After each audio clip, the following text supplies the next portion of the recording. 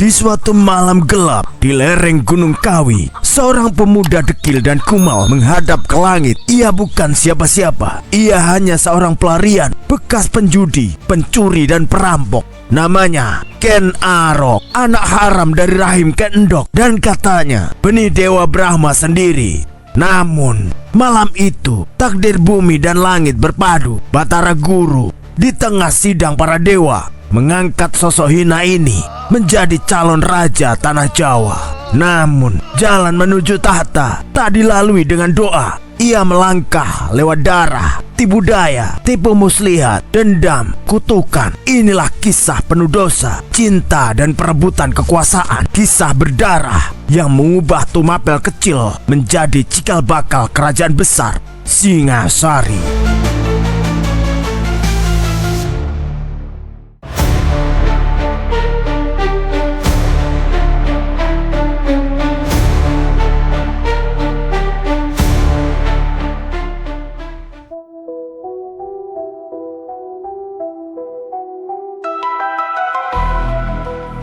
Ken Arok lahir dari rahim Ken Endok, istri Gajah Para. Tak jelas siapa ayahnya, tapi para raton menyebut Dewa Brahma sendiri. Ia tumbuh sebagai anak angkat dari seorang petani bernama Lembong. Namun kebiasaan berjudi Arok membuat Lembong bangkrut. Hidupnya terus berpindah dari menggembala kerbau hingga lari dari tuntutan ganti rugi karena menghilangkan ternak dalam pelariannya ke Kepundungan dan akhirnya Gunung Kawi. Ken Arok justru makin larut dalam gelap. Ia menjadi buronan kerajaan karena merampok, mencuri, bahkan memperkosa.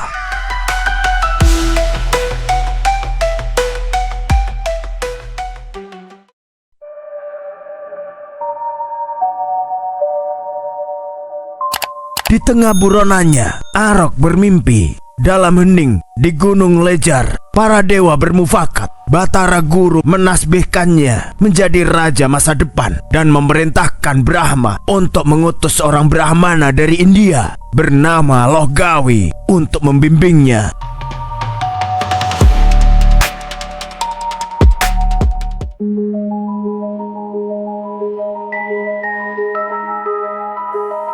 Bertahun kemudian, Arok bekerja sebagai tukang kebun di Tumapel di bawah kekuasaan Aku Tunggul Ametung. Di taman istana, takdir mempertemukan dengan perempuan jelita bernama Ken Dedes. Hembusan angin malam hari itu menyibak kain Dedes dan Arok melihat sesuatu yang disebut sebagai rahasia, betis hingga pahanya yang bercahaya. Lohgawi ketika mendengar kisah itu langsung berkata, dia adalah titisan Ardanariswara. Barang siapa menikahinya akan menurunkan raja-raja Jawa. Ucapan itu menjadi panah beracun bagi Arok. Ia tahu ia harus menguasai Dedes. Namun di depannya berdiri Tunggul Ametung, suami sah Dedes dan penguasa Tumapel.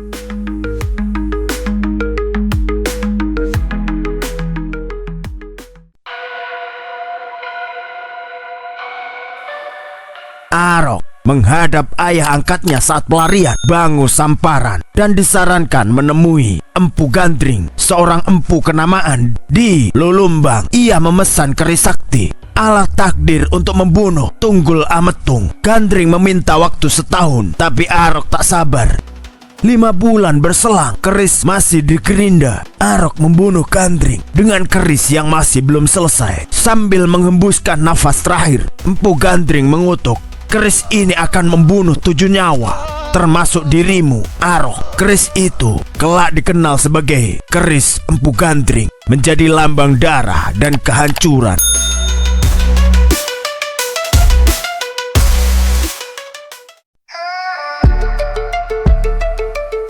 Arok kemudian menggunakan sahabatnya yang bodoh dan sombong, Kebu Ijo. Ia membiarkan Kebu Ijo meminjam keris itu dan memamerkannya di Tumapel, sehingga rakyat percaya bahwa keris itu milik Kebu Ijo.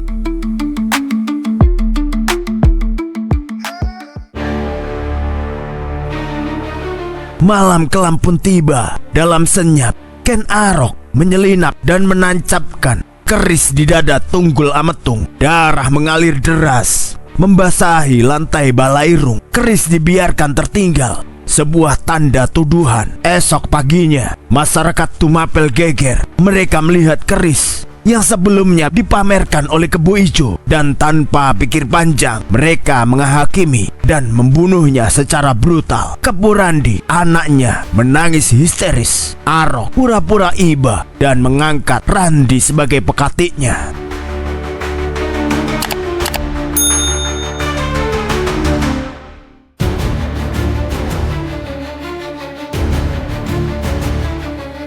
Tanpa perlawanan dari rakyat atau keluarga Ametung, Ken Arok menggantikan jabatan Aku Tumapel. Ia menikahi Ken Dedes yang saat itu telah mengandung anak dari Tunggul Ametung, Anusa Pati, anak yang kelak akan menjadi duri dalam daging Ken Arok sendiri.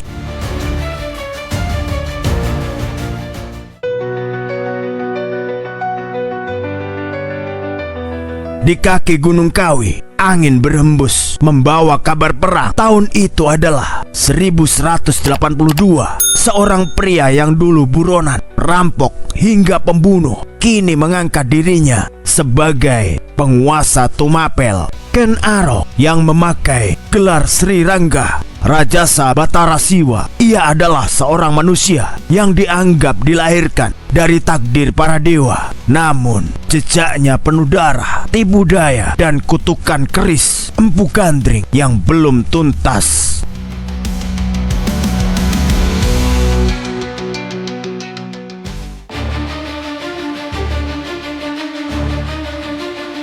Di Kediri, Raja Kertajaya yang dalam para raton disebut Prabu Dandang Gendis telah melangkah maju jauh. Ia memaksa para Brahmana untuk menyembahnya sebagai dewa. Ia duduk di atas tombak seperti pertapaan Siwa, meniru mudra dengan 4 tangan dan 3 mata, tanda bahwa ia menganggap dirinya titisan para dewa.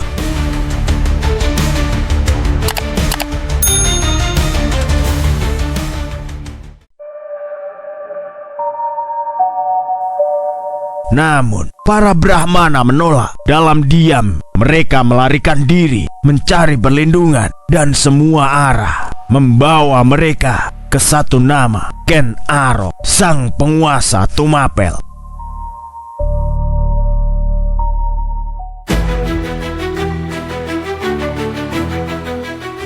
Ken Arok menyambut mereka. Di matanya bukan sekedar perlindungan, ini adalah restu, ini adalah mandat dari langit untuk menggulingkan raja yang melampaui batasnya. Jika hanya Siwa yang dapat mengalahkanmu, ujar Arok dalam suara menggema, maka biarkan aku yang telah dipilih oleh Brahmana menjadi Siwa itu. Para Brahmana mengangguk dengan restu suci dan keris berdarah. Di balik sabuknya, Ken Arok menyatakan pemberontakan terbuka pada Kediri.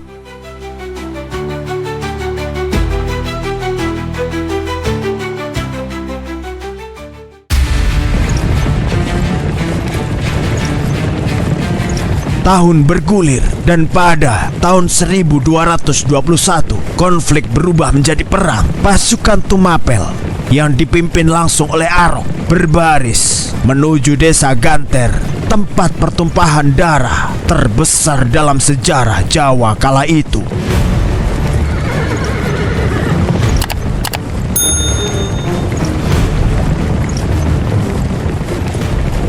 Tombak-tombak menari, panah berterbangan, dan tanah menjadi merah oleh darah para prajurit. Di tengah-tengah medan perang, Ken Arok berseru, hari ini bukan sekedar tentang tahta. Ini adalah tentang kehormatan, tentang bumi yang diinjak oleh tirani yang menyamar sebagai dewa. Benteng-benteng Kediri roboh, barisan Kertajaya porak-poranda dalam gempuran demi gempuran. Raja Kediri jatuh, dan dengan itu Kediri runtuh. Kemenangan itu bukan hanya milik Arok, tapi milik Tumapel yang kini berubah menjadi kerajaan merdeka dengan Arok sebagai rajanya yang sah.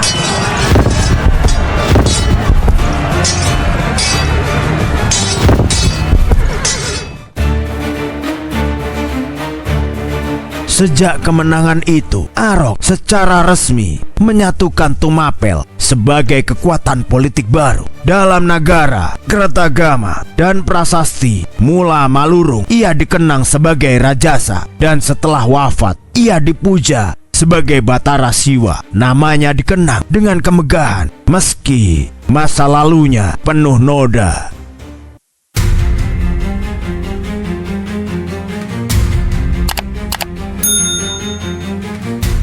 Namun, kerajaan itu belum selesai membentuk dirinya. Di bawah putranya Wisnuwardana dan cucunya Kertanagara terjadi transformasi besar pada tahun 1253. Wisnuwardana mengangkat Kertanagara sebagai Yuwa Raja dan memindahkan ibu kota ke Singasari. Nama baru ini kemudian mengaburkan Tumapel, dan sejak saat itulah kerajaan Singasari berdiri megah di panggung sejarah Nusantara.